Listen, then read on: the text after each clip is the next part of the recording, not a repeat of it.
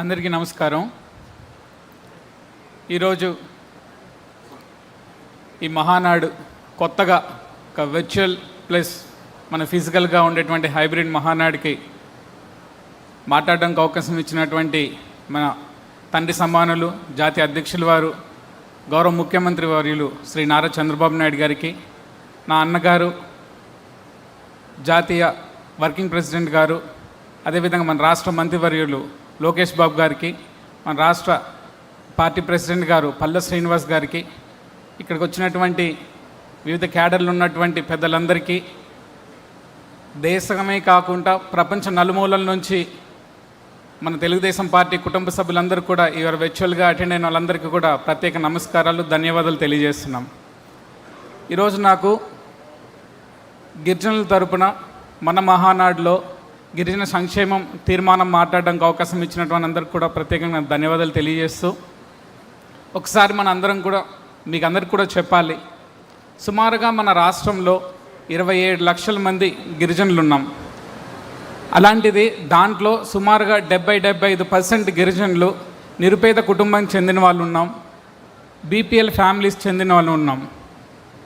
నేను చెప్పదలుచుకుంది ఏంటంటే, ఏ ప్రభుత్వం అయినా సరే ఈ బీపీఎల్ ఫ్యామిలీస్ని పూర్తి స్థాయిలో బీపీఎల్ ఫ్యామిలీస్ అన్నీ కూడా ప్రభుత్వం మీద ఆధారపడేటువంటి అవకాశం ఉంటుంది. ఇటు అభివృద్ధిలో కానీ సంక్షేమంలో కానీ పూర్తి స్థాయిలో ప్రభుత్వం మీద ఆధారపడేటువంటి సందర్భం ఏర్పడుతుంది.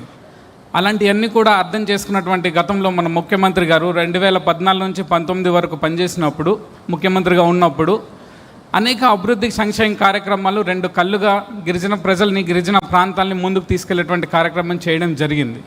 దాంట్లో ముఖ్యంగా మన లోకేష్ బాబు గారు ఆ రోజు పంచాయతీరాజ్ మినిస్టర్గా ఉన్నారు. ఆయనకు వేల కోట్ల రూపాయలు ఖర్చు పెట్టి మారుమూల ప్రాంతాలకు కూడా రోడ్డు వేసేటువంటి కార్యక్రమం చేశాం. సురక్షితంగా తాగునీటి కార్యక్రమం చేస్తూ, అది గ్రావిటీ ద్వారానైతేనేమి లేకపోతే సోలార్ బోర్ ద్వారా అయితేనేమి తాగునీటి కార్యక్రమం కూడా ఇవ్వడం జరిగింది. అంతేకాకుండా నిరుపేద కుటుంబాలకి సొంత ఇంటి కళను నెరవేరుస్తూ గతంలో మన ముఖ్యమంత్రి గారు సాధారణ కులాలకి ఏదైతే ఇస్తున్నారో దానికి అదనంగా 75,000 రూపాయలు గిరిజన కుటుంబాలకు ఇస్తూ సొంత ఇంటి కళను నెరవేర్చిన ఘనత మన గౌరవ ముఖ్యమంత్రి గారికి దక్కుతుంది. అంతేకాకుండా ఏదైతే ఎలక్ట్రిసిటీగా ఫ్రీ ఎలక్ట్రిసిటీ ఉందో 100 యూనిట్లు ప్రతి కుటుంబానికి కూడా 100 యూనిట్లు ఫ్రీ ఎలక్ట్రిసిటీ గిరిజన కుటుంబాలకు ఇచ్చినటువంటి ఘనత మన గౌరవ ముఖ్యమంత్రి గారికి దక్కుతుంది. అంతేకాకుండా కొత్త కార్యక్రమాలు చాలామందికి తెలీదు. చాలామందికి తెలుసుకోవాల్సిన విషయం ఏంటంటే, జీవో నెంబర్ 3 అనేది మా గిరిజన ప్రాంతంలో 100% లోకల్గా ఉండేటువంటి గిరిజనులకే ఉద్యోగాల అవకాశాలు కల్పించేటువంటి జీవోని సృష్టించి, తద్వారా అక్కడ ఉన్నటువంటి వాళ్ళందరికీ కూడా టీచర్ ఉద్యోగాలు అయితేనేమి ఇతర ఉద్యోగాలు అయితేనేమి కల్పించినటువంటి ఘనత మన గౌరవ ముఖ్యమంత్రి గారికి దక్కుతుంది. అంతేకాకుండా ఏదైతే మన అరకు ప్రాంతంలో పండేటువంటి కాఫీ ఉందో ఆ కాఫీని కూడా ప్రపంచ స్థాయిలోకి తీసుకెళ్ళి ఉన్నతమైన శిఖరాల్లో మన కాఫీని తీసుకువెళ్ళడం ద్వారా ఆర్థిక అభివృద్ధి గిరిజనులకు చెందే విధంగా మన ముఖ్యమంత్రి గారు నిర్ణయాలు తీసుకోవడం జరిగింది. మరి ముఖ్యంగా ఒక జీవో నెంబర్ 97 ఆ జీవోని రద్దు చేస్తూ గిరిజన ప్రాంతంలో ఖనిజ సంపద అయినటువంటి బాక్సైట్ని కూడా ఎక్కడ అక్రమంగా తవ్వకూడదని చెప్పి జీవో నెంబర్ 97 తీసుకొచ్చి అక్రమ బాక్సైట్ మైనింగ్ని కూడా రద్దు చేసిన ఘనత మన ముఖ్యమంత్రి గారు శ్రీ నారా చంద్రబాబు నాయుడు గారు దక్కుతుందని చెప్పి కూడా ఈ సందర్భంగా తెలియజేస్తున్నాం. అయితే గత 5 సంవత్సరాల్లో 2019 నుంచి 24 వరకు చూసుకున్నట్టయితే మా గిరిజన ప్రాంతం అయితే అవ్వచ్చు, గిరిజన ప్రజలైతే అవ్వచ్చు, ఏ విధంగా జగన్మోహన్ రెడ్డి యొక్క అరాచక పరిపాలనలో మేము తొక్కువేయబడ్డాం, మావి ఎలాగ లూటీ చేయబడ్డాం అనేది ఒక 2 నిమిషాల్లో మీకు తెలియజేస్తాను. ఏదైతే ఇప్పుడు చెప్పుకున్నామో, ఇన్ని పథకాలు చేస్తూ ఇన్ని సంక్షేమ కార్యక్రమాలు చేస్తూ మన ముఖ్యమంత్రి గారు ఆ రోజు మన రాష్ట్రంలోని గిరిజన ప్రజలకి ముందుకు తీసుకెళ్లేటువంటి కార్యక్రమం చేస్తే, జగన్మోహన్ రెడ్డి వస్తూనే సుమారుగా 16 పథకాలని ఎగరేస్తాడు. సుమారుగా 16 పథకాలు మాకు కనబడలే. ట్రైబల్ సప్లాన్ నిధులు ఏవైతే ఉంటాయో దాంట్లో 5,000 కోట్ల రూపాయల సప్లాన్ నిధులు దారి మళ్ళించి వేరే వాటికి సొంత ఖర్చులకు వినియోగించేటువంటి కార్యక్రమం చేసినటువంటి దుర్మార్గుడు జగన్మోహన్ రెడ్డి.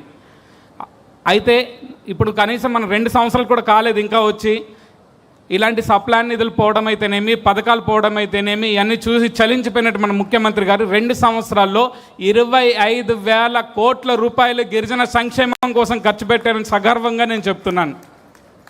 అంతేకాకుండా ఇల్లు ఇవ్వడం అయితేనేమి, గతంలో 75,000 రూపాయలు ఇల్లు కోసం ఇస్తే ఈరోజు 75,000 నుంచి 1,00,000 రూపాయలు అదనంగా గిరిజన కుటుంబాలకి ఇల్లు కట్టుకోవడానికి సహకారం చేస్తున్నటువంటి గొప్ప వ్యక్తి మన ముఖ్యమంత్రి గారు శ్రీ నారా చంద్రబాబు నాయుడు గారు. అంతేకాకుండా గతంలో 100 యూనిట్లు మనం ఇచ్చాం. జగన్మోహన్ రెడ్డి వచ్చి నేను 200 యూనిట్లు ఇస్తానని చెప్పి కల్లుబోలి మాటలు చెప్పాడు.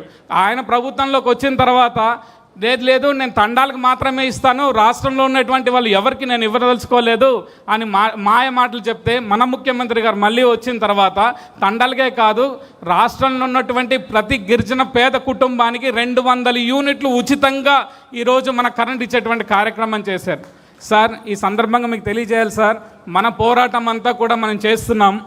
ఏదైతే జీవో నెంబర్ 3 గతం ప్రభుత్వంలో మనం తీసుకొచ్చాం, ముఖ్యమంత్రి గారు మానసిక పుత్రిక జీవో నెంబర్ 3 అనేది గిరిజన కుటుంబాలు అక్కడ ఉంటాయి, పేదరికంలో ఉంటున్నారు, ఉద్యోగ అవకాశాలు కల్పించాలని చెప్పి 100% ఉద్యోగ అవకాశాలు ఇచ్చేటువంటి జీవో నెంబర్ 3.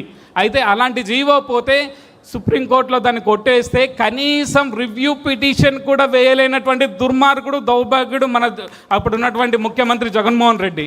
మన ముఖ్యమంత్రి గారు వచ్చి రాగానే సంవత్సర కాలం కూడా తిరగకుండా పాడేరు వచ్చారు.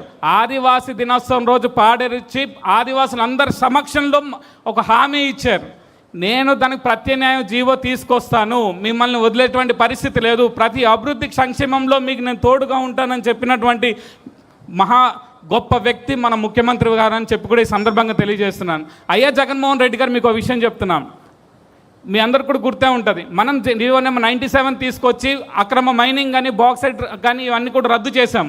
కానీ జగన్మోహన్ రెడ్డి అతి తెలివైనవాడు కదా, బాక్సైట్ రూపంలో బాక్సైట్ పదం తీసి లాటరైట్ అనే ఒక పదాన్ని పెట్టి ఆయన సొంత కుటుంబమైనటువంటి వైవి సుబ్బారెడ్డి గారికి సుమారుగా 15,000 కోట్ల రూపాయల ఒక గిరిజనులకు చెందినటువంటి ఖనిజ సంపద దోచుకున్నారా లేదా అని చెప్పి సందర్భంగా అడుగుతున్నాను. ఇలాంటి సంక్షేమ కార్యక్రమాలు అయితేనేమి, అభివృద్ధి కార్యక్రమాలు అయితేనే ఎన్నో మనం చేసుకొస్తుంటే గిరిజన సంపదను దోచుకునేటువంటి వ్యక్తి జగన్మోహన్ రెడ్డి, గిరిజన చట్టాలని హక్కుల్ని హరించేటువంటి వ్యక్తి జగన్మోహన్ రెడ్డి. ఇది ఎందుకు చెప్తున్నా అంటే వ్యత్యాసం మనం ఒకసారి చూడాలి. ఒక విజనరీ లీడర్కి ఒక ప్రిజనర్కి ఉన్నటువంటి వ్యత్యాసం మనకు కనిపిస్తుంది. ఒక చట్టాలని హరించేటువంటి వ్యక్తి, మా ఖనిజ సంపదను దోచుకునేటువంటి వ్యక్తికి గిరిజనుల సంక్షేమం, అభివృద్ధి, అదేవిధంగా సామాజికంగా, ఆర్థికంగా, రాజకీయంగా మనల్ని ముందుకు తీసుకెళ్ళినటువంటి గొప్ప నాయకుడు, ఇద్దరి మధ్యన ఒక వ్యత్యాసం చూస్తే నేను చాలా గర్వంగా ఫీల్ అవుతున్నాను. ఇలాంటి నాయకుడి యొక్క అడుగు జాడల్లో నేను నడుస్తున్నందుకు ఈరోజు నిజంగానే ఒక గిరిజన సంతతికి చెందినటువంటి నేను చాలా ఆనందంగా, ఆహ్లాదంగా ఫీల్ అవుతున్నాను. ఈ సందర్భంగా మీ అందరికి కూడా ఒక విషయం తెలియజేస్తున్నాం. ఈ వేదికగా ఇక్కడ ఉన్నటువంటి ప్రజలందరికీ కూడా చాలామందికి తెలియదు. నేను ఒకటే చెప్తున్నానండి, ఏదైతే ఇప్పుడు నేను చెప్పిన మాటలు ఉన్నాయో ఏదో మొగసుత్తి కోసం నేను చెప్పలేదు. గత 5 సంవత్సరాలు మేము పడినటువంటి పాటలు మాకు తెలుసు. నేను గత 5 సంవత్సరాల్లో మేము కోల్పోయినటువంటి భవిష్యత్తు మాకు తెలుసు. గత 5 సంవత్సరాల్లో మేము పడ్డ ఇబ్బందులు మాకు తెలుసు. ఆ బాధతో ఈరోజు చెప్పడం జరుగుతుంది. గత 2 సంవత్సరాల్లో మేము ఏదైతే చూసామో, ముఖ్యమంత్రి గారు శ్రీ నారా చంద్రబాబు నాయుడు గారు ముఖ్యమంత్రిగా అయిన తర్వాత ఈరోజు మా కుటుంబాల్లో 3 పూట్ల అన్నం తింటున్నాయి, ప్రతి ఇంటికి వెలుగు వచ్చింది, ప్రతి ఊరికి రోడ్డు వచ్చింది, తాగడానికి నీళ్ళు వచ్చింది, చదువుకున్న పిల్లలకి చదువుకుంటున్నారు. లోకేష్ బాబు గారు దయ వల్ల ఇవాళ ఎస్సీ స్టడీ సర్కిల్స్ వచ్చాయి, ప్రీ మెట్రిక్, పోస్ట్ మెట్రిక్ స్కాలర్షిప్లు ఇస్తున్నారు. ఇవి చాలా మేము ఆనందంగా, హ్యాపీగా బతకడానికి అని చెప్పి కూడా ఈ సందర్భంగా తెలియజేస్తున్నాను. ఫైనల్గా ఒక ముక్క చెప్తున్నానండి, ఇప్పుడు మొన్న తీసినటువంటి 16,000 టీచర్ ఉద్యోగాల్లో 2,000 ఉద్యోగాలు మా గిరిజన ప్రాంతానికి వచ్చాయని చెప్పి కూడా ఈ సందర్భంగా తెలియజేసుకుంటూ ఇక్కడ ఉన్నటువంటి డయాస్ మీద ఉన్నటువంటి పెద్దలందరికీ, ముఖ్యంగా గౌరవ ముఖ్యమంత్రి గారికి, లోకేష్ బాబు గారికి ప్రత్యేక ధన్యవాదాలు తెలియజేసుకుంటున్నాను.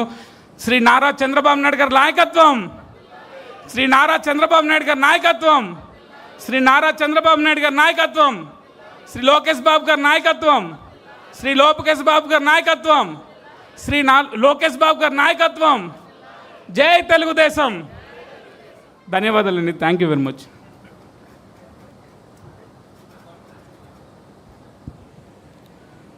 ధన్యవాదాలు శ్రవణ్ గారు. తెలుగుదేశం పార్టీ కులాలకు, మతాలకు అతీతంగా పనిచేసే ఒక బాధ్యతాయుతమైన పార్టీ. మైనారిటీల కృషి